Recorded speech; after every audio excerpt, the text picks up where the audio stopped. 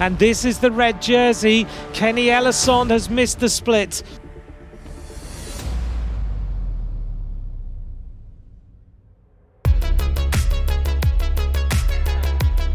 So a very, very fast.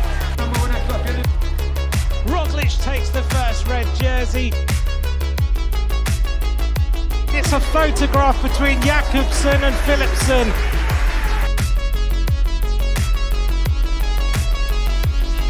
Carapaz is starting to suffer.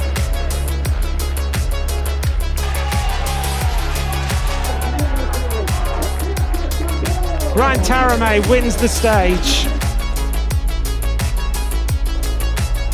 Here comes Jakobsen on the line.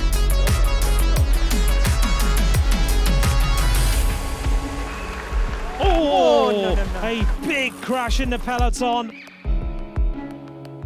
2 wins in the Vuelta.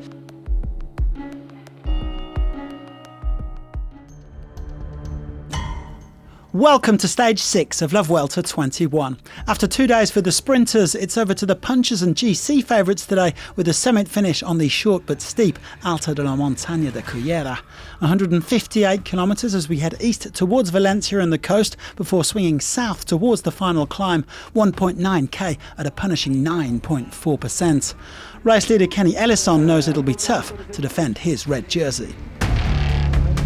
It's a great honor to start in red today, and we will fight for try to keep it one more day. You know, Primoz is only 5 seconds behind, so it's gonna be on the limit. It's always a privilege to have a red jersey, no? I think everybody is fighting for it. I'm not really thinking about it, but more trying to focus, yes, on the challenges that they will come today. Today's final climb featured on last year's Tour of Valencia, where Tadej Pogačar took victory ahead of Alejandro Valverde. Well, our team has good memories of the climb because Tadej won there in the Comunitat Valenciana. We know it well, so today we are really keen to get another good result.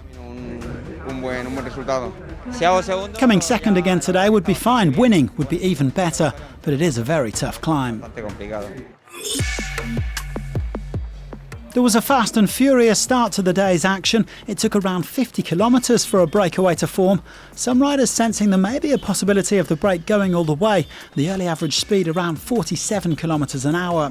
In the end, it was Ryan Gibbons and Johan Bou who kicked off the move. Bou already in the break on stage 4.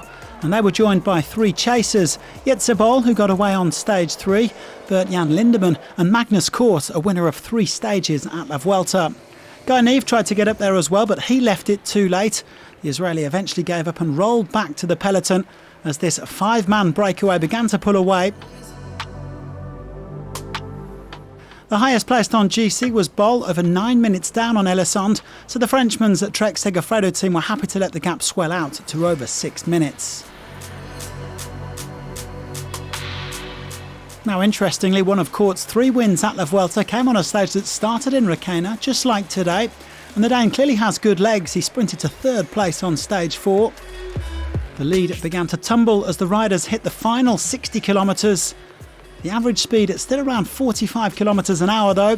Bike Exchange putting their whole team on the front to close the gap. They clearly fancied Michael Matthews' chances in the final, but it made for some stressful racing.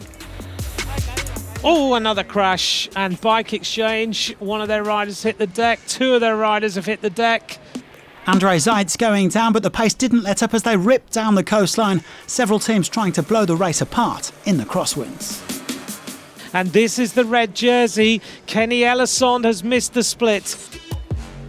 Well, things did briefly calm down a bit, allowing Ellison to get back into the peloton. The main bunch now containing around 70 riders, still 2 minutes behind the breakaway, but with Movistar in particular on a charge, the gap kept coming down. The GC favourites jostling for position as they hit the final climb. The breakaway still had 25 seconds and Kort wasn't giving up without a fight. Magnus Kort urging this tired body towards the top of this mountain. Look at Michael Matthews go, trying to repay what Bike Exchange did earlier on. Magnus Kort is 330 metres now from the line. Here goes Primoz Roglic. Roglic goes, huge attack. On the wheels, Valverde is there. Here goes Magnus Cort. A huge acceleration. 150 metres to go from Magnus Cort. Is he going to do it? Roglic is hunting him down. Looks like Baggioli is also there. Magnus Cort comes round the corner, sprints for the finish line. He looks around. Magnus Cort wins the stage. What a climb by Magnus Cort. Well, this was some performance from Magnus Cort. The great Dane holding off Roglic and the rest to take a famous win on Montaña de Cullera, his fourth at the Vuelta and his second on a stage that started in Requena. He also took victory on a stage of the Tour de France in 2018. Cort's already won at Paris-Nice and the Route d'Occitanie this year, and today he showed that he is capable of winning on the climbs as well as in the sprints, and from a breakaway to boot. The stage I've won has always been in sprints, and I'm very happy to show that I can also do it in other terrains and from a breakaway finishing uphill like this today. I look back with maybe 150 meters to go or something like that, where I could see Roglic was coming, and I was sprinting with everything I had, and luckily I could just keep him behind me. Cort taking his 19th career win ahead of Roglic, who still picked up 6 bonus seconds on the finish line. Andrea Baggioli, Alexander Vlasov and Enric Mas rounding out the top 5. Roglic goes back into red with Eliasson losing some 4.5 minutes. The Slovenian leads the Movistar trio of Mas, Lopez and Valverde, with Bernal in 5th. He's the only rider from Ineos Grenadiers inside the top 10. Magnus was just stronger, and he had really good legs, so definitely he deserves the win. And for myself, like I said, was not so much about the win, it was first of all try to stay safe out of the troubles, and then try to enjoy a little discount. Jasper Philipsen still has the green jersey by a point from Fabio Jakobsen, caught now up to 3rd in that classification after taking 47 points today.